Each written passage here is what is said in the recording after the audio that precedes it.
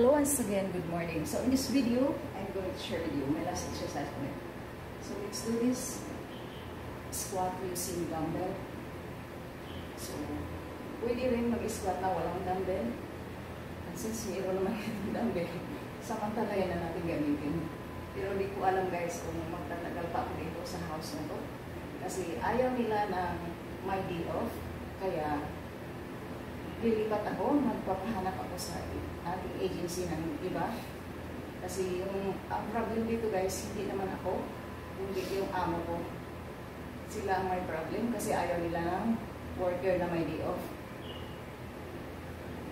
So sana, nakita ko ng amo na mas mabait.